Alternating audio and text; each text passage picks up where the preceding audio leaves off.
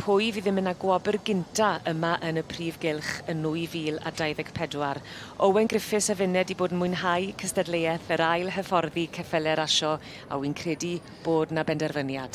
Ie, mae hynny'n hollol wir. Mae wedi bod yn fore cyffroes iawn. Y gysylltiaeth gyntaf yn y prif gylch yn Sioe Frenhinol 2024, ac mae wedi bod yn dipyn o gysylltiaeth yn diwylliannol. Ac gan gofio beth oedd dechreuad y ceffylau yma, Ceffylau Rasio, yn mynd 100 milltir yr awr, mae yna rhywbeth heddychlon tawel di bod sydd yn gweud cyfrolau am pa mor glyfar a phwyllog mae'r ailhyfforddi yma wedi bod. Ac unwaith eto yn rhoi ail gyfle i'r creaduriaid bendigedig yma. A'r holl ymynedd a'r amser wedi talu ffordd erbyn hyn i'r enillydd Saskia Jones gyda Silver Luna. Felly hi sydd yn mynd ar wobr gynta yn y sioe eleni. A Silver Luna? Ie, Silver Luna. Allan o'r march Silver Cross ar y gaseg Childe Mas. Dwi'n meddwl y bosib mae Shannon Clark sydd yn y cyfrwy wedyn y ceffyl yma. Y ceffyl yma cafodd ei dynnu fewn yn gynta o'r cychwyn hefyd, felly wedi hawlio'r lle cyntaf hynny o'r dechrau un. A wy'n siŵr bydde Elisen ROR yn hynod o falch o weld y dosbarth yma sydd wedi bod ar y fore cynt ar sioe. Unwaith eto yn hysbyseb ac yn dangos i bobl beth yw'r posibiliadau sydd o flaen y ceffylau yma sy'n dod i ben a'i gyrfa fel Ceffylau Rasio. Ie, a wedi bod yn gysylltiaeth gryf iawn hefyd. Mi welson ni 16 yn y dosbarth yma, felly tipyn o nifer yn y cylch. A wy'n credu mai Anne Cythwar yw'r drydedd. Ie, felly wedi tynnu fewn yn ail i ddechrau, ond wedi mynd lawr i'r drydydd safle, ond yn mynd ar wobr gynta Silver Luna, eiddo Saskia Jones gyda Shannon Clark yn y cyfrwy. Ac yn edrych yn pictiwr. The fourth place goes to number 2420.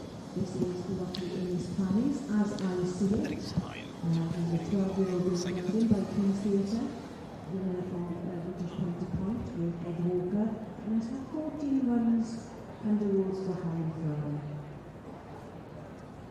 Fifth place goes to number 2412, Hannah Fancourt's Oscar's Law. Oscar's Law is a 17-year-old bay geldie by Emperor Fountain. He's had 4 runs for trainer Matt Shepherd. And sixth place is awarded to 2427, Charlotte Timothy's Gordelan. Gordelan is by Fox Wedge, it's an Australian stallion, and he's had 14 runs on the flat for Brian Ellison and Philip Kirby.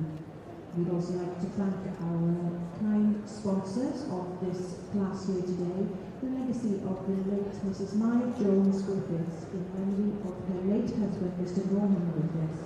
And I believe Sarah Llewellyn Jones is here today to help with the presentation of the awards.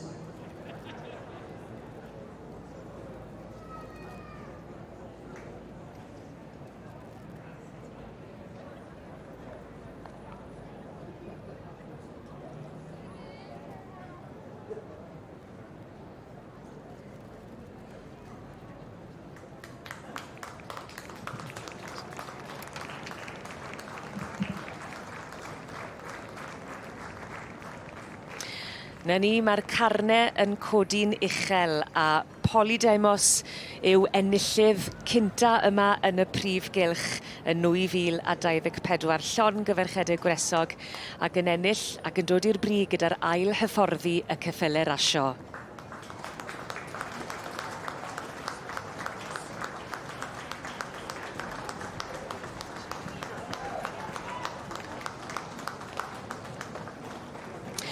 Na ni, mae'r carne'n codi'n uchel a llongyfarchedau mawr iawn i Polydamos yn dod i'r brig ac yn cipio y wobr gynta yma yn y prif gylch yn Llanelwedd ac yn dod i'r safle cynta gyda dosbarth yr Ailhyfforddi Ceffylau Rasio.